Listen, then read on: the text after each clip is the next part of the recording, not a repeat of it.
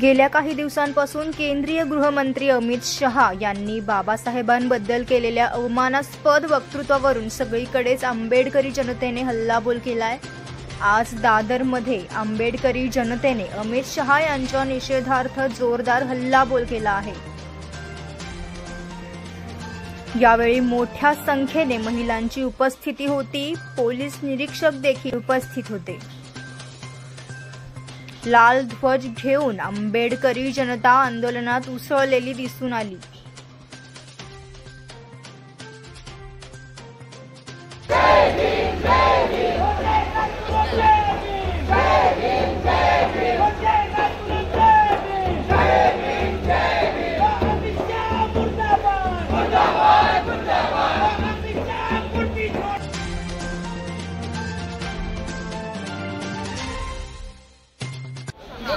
Doctor Babasaheb आंबेडकरांच्या संदर्भामध्ये अलीकडेच जी विधानं केली ती आपल्या सगळ्या देशासमोर आहेत, आपण सगळ्यांनी ऐकलेली आहे। एका अर्थाने हा डॉक्टर बाबासाहेब आंबेडकरांचा अपमान आहे असं आम्ही मानतो। माझ्या मते हा केवळ डॉक्टर बाबासाहेब आंबेडकरांचा अपमान नसून हा खरं तर संपूर्ण देशाचा अपमान आहे अशी आमची सगळ्यांची भावना आहे। याचं कारण असं आहे की अनेक महापुरुषांच्या सोबतीने डॉक्टर बाबासाहेब आंबेडकर यांनी आधुनिक भारताची जी काही एक उभारणी केलेली आहे, फादर ऑफ नेशन असं आपण म्हणतो त्यांना, आणि ज्या पद्धतीची सगळी सामाजिक न्यायाची संकल्पना असेल, स्वातंत्र्य असेल, समता असेल, बंधुता असेल, की ज्या भारताला एका अत्यंत वैचारिकदृष्ट्या जो अतिशय मागच्या काळामध्ये वावरणारा जो एक भारत होता त्याला टेचून आणून सगळ्या विचारांच्या एका बुनियादी अशा सगळ्या याच्यावर आणून ज्यांनी पुढे नेलं त्यांच्या संदर्भामध्ये अशी विधानं करणं ही बाबासाहेबांचं नाव घेणं ही फॅशन झालेली आहे। आणि आम्ही सगळ्यांनी त्याला उत्तर दिलेलं आहे की फॅशन नाही, ही फॅशन आहे। बाबासाहेब आंबेडकर हा एका दगदगत्या अशा संघर्षाचा इतिहास आहे। मानवमुक्तीचा इतिहास या अर्थाने आम्ही डॉक्टर बाबासाहेब आंबेडकरांकडे पाहतो। हा निव्वळ एका समुदायाचा, एका समूहाचा अपमान नाही।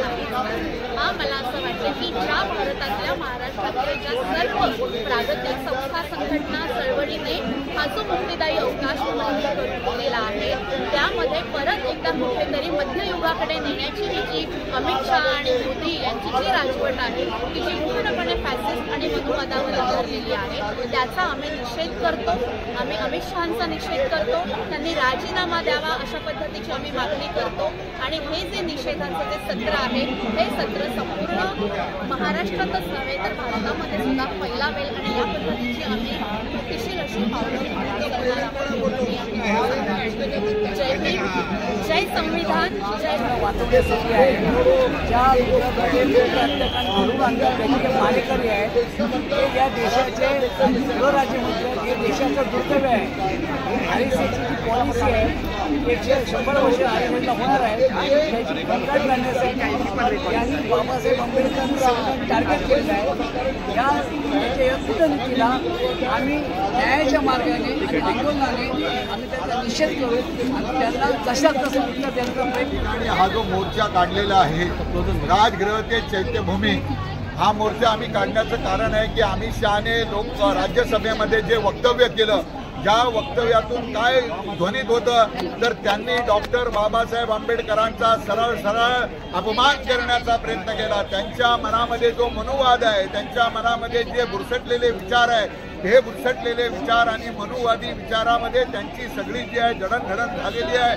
आणि अशा पद्धतीने बाबासाहेबांचं संविधान आहे ते अशा पद्धतीने जेव्हा हे सगळं संविधानाला घेऊन पुढे जात आहे तेव्हा म्हणून बाबासाहेबांचं ज्या पद्धतीने अपमानास्पद ज्या पद्धतीने त्यांनी त्याच्यावर वक्तव्य केलेलं आहे याचाच अर्थ आहे की त्यांना अशा पद्धतीने बाबासाहेब नको, संविधान नको, यांना मनुस्मृती हवी आहे। आणि असे मनुस्मृती मानणारी लोक या देशामध्ये नको, अमित शहा नको, नरेंद्र मोदी नको।